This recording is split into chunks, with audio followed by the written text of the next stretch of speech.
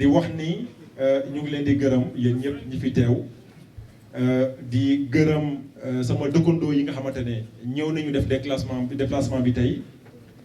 gërëm imam bi nga xamante ne moom moo jiite la grande mosquée de Cité Senghor gërëm le représentant donc du khalife général de Bambilor di gërëm le représentant donc de Sëñ Idrissa Gueye gërëm samay goro yi fi toog di gërëm sama xarit yi fi nekk wax nañ ne ku leen juum waaye ma jéem rek ndax nit ki boo amee mbégte il faut que nga jéem di ko wane à travers li nga xamante ne moom mooy ay citation suñu jigéen yu ñaawul yi nga xamante ne macha allah lépp loo xamante ne antu na rek ci ñoom la seen loxo la jaar donc ma leen di gërëm vraiment ci seen i kàddu ci seen taxawaay ak ci seen i pas-pas ndax loolu la ñu soxla tey ci àdduna bi di wax ni ñun kat lenn rek moom moo guidé suñu action ndax mosuñu def politique waaye lu tax ñu décidé def politique c'est parce que comme yàlla daf ñu jagleel ñuy liggéey ci tabaxum réew ñu gis ni Sénégal mi ngi ci ay situation yoo xamante ne amatuñu sañ-sañu toog naan loolu suñu yoon nekku ci ndax ñun li ñuy def ñu ngi koy def li ñu am ñu ngi koy am wala li nga xamante ne moom mooy suñu liggéey moom doy nañu donc ñun duñu ñëw di engagé au Sénégal bi ñu defee nag constat boobu ba taxaw ba xool ñu ne kat ñun kat il faut ñu jóg soobu ci biir politique bi ndax ku deful politique ku ñëw warul def politique def ko à ta place kooku waroo ko ngaññi wala waroo ko mere bu nekkee dafa def loo xamante ne ànduloo si loolu moo tax ñu jóg jël suñu responsabilité ne lépp loo xamante ne Sénégal soxla na ko ci wàllu xalaat ci wàllu taxawaay dinañ ci def suñu loxo parce que nous le devons à ce pays loolu moo waral ñu jóg ak ñeneen nit yi nga xamante ne dañu ànd ak ñun ci ngëm-ngëm ànd ak ñun ci principe ànd ak ñun ak ay valeurs xam ni réew mi bu nekkee jóguñu pour defar ko première conséquence yi nga xamante ne moo ci nar a judd ñun ñoo koy vivre ñun ñii ñoo koy vivre ba pare suñu doom yi di ko vivre ndax tey ñëpp xam nañ ni ci àdduna bi ne nit ki mën na dem ba jàng fii Sénégal doomam yi am ay lijaasa te mënuloo waat ne kooku lijaasa bi bu ko amee dina mën a liggéey loolu il faut mu arrêter li tax ñu mën ko arrêter parce que am nañu ay jumtuwaay yu ñu mën a permettre ñu mën a jox à chaque citoyen sénégalais chance bi koy mën a permettre mu mën a gis boppam ci réew mi moo xam ci wàllu liggéey la moo xam ci leneen ak leneen la ñun nag ci tànk yooyu la ñu nekk nag nekkuñu ci tànku caaxaan nekkuñu ci tànku ay xaste nekkuñu ci tànku débat personnel li nga xamante ne moo ñu soxal moom mooy relever le niveau du débat indi ay solutions aux problèmes qui se posent à ce pays loolu moom mooy ñun suñu taxawaay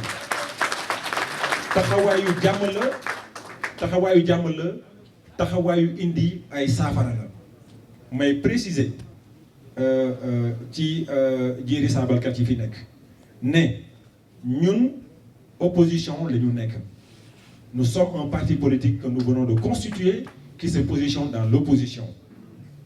te positionnement boobu dafa di doon lu leer te li tax ñu positionné wu dans l'opposition parce que dañu bëgg a am suñu liberté d'expression suñu liberté d'action dañ ko bëgg a am ndax li doon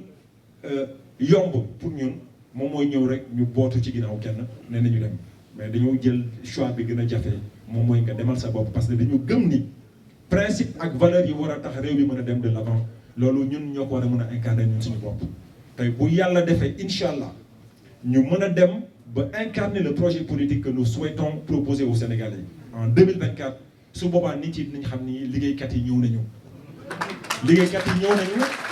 te ce pays li mu soxla maa ngi leen di rassurer que li Sénégal soxla pour asseoir son développement de façon définitive mu ngi ci biir réew mi la question se pose en termes de choix et de priorité et ñun nag choix ak priorité yooyu xam nañ fan lañ koy jaaree pour mën a indi solution yi nga xam ne moom la Sénégal soxla ndax loolu mooy suñu liggéey plus de 15 ans mi ngi nii ñu ciy dox et ñu ngi koy defal yeneen réew yoo xamante ne mënatuñu toog di naan duñ ko defal suñu réew li nga xamante ne nag moom mooy suñu taxawaay wax naa leen ko moom mooy indi des solutions indi li nga xamante ne moom la askan bi soxla moom la réew bi soxla pour qu'on puisse asseoir son développement ci tànk yooyu li ñuy fekk te kenn duñu fekk ci beneen tànk dinañ ko def man ak ñi ma àndal ñëpp ci teggin dañ ko def ci yar parce que loolu la ñuy soxla ci biir réew mi jàmm nit yi di mën a waxante di mën a jëfalante ci jàmm ak yar ñun nag loolu la ñuy woote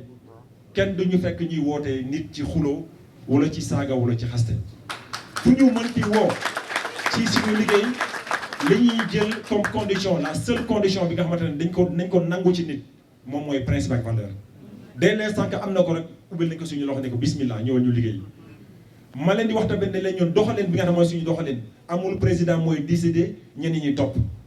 président beeg jaaykatu gerte bi ñoo am la même dignité amul benn xalaat boo xamante ne dinañ ko gis ci biir askan bi jàpp ne non loolu xalaatu ku tuuti la donc duñ ko jëfandikoo képp koo xamante ne am nga xalaat ci réew mi wala am nga loo xamante ne mën ngañ ko jagleel tàllal nañ la suñu loxo ndax li ñu tax a jóg du lenn lu dul askan bi du lenn lu dul Sénégal moo tax bu ñu ñëwee tey ba mën a yeggee loolu askan bi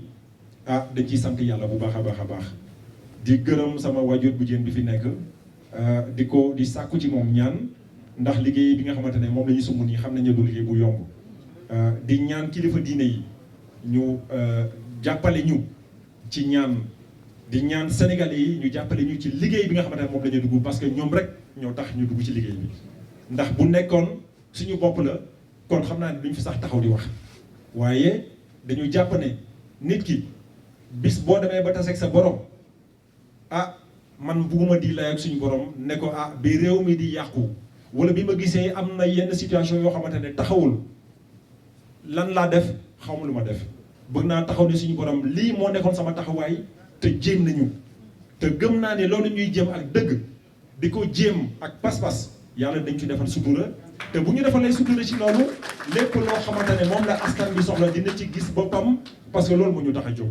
bu ko defee ma leen di gërëm bu baax a baax di leen di woo vraiment ci liggéey bi di ñaan suñu borom yàlla nañu yàlla jàppale yàlla sàmm réew mi ndax ñun amuñu lenn lu dul réew mi donte nekkuñu fi nee nañu picc ngi ci kaw waaye xel baa ngi ci suuf ñun loolu moo ñu dal Sénégal lépp lu ñu am ci àdduna Sénégal moo ñu ko gënal moo tax heure engagement bu jotee kon dañuy jóg sóobu ci engagement bi heure engagement bu jotee dañuy sóobu ci engagement bi donte amoon nañu ay appréhension ci politique bi mais dañ ciy sóobu parce que loolu mooy yoon ma leen di gërëm bu baax a baax bëgg naa lim képp ku fi nekk ndax képp ku toog ci salle bi tey mérité nga ma jaar ci sa tour képp ku fi toog mën naa jaar ci seen tour ndax mérité ngeen ko ma leen di wax ni jël naa à témoin suñu borom ne leen engagement bi ñu jël nii tey bis bu ñu naree dem bay xalaat di ko def pour ay intérêt personnel kon maire sax bëgguñu ko chef de quartier sax soxlawuñu ko lu ñu bëgg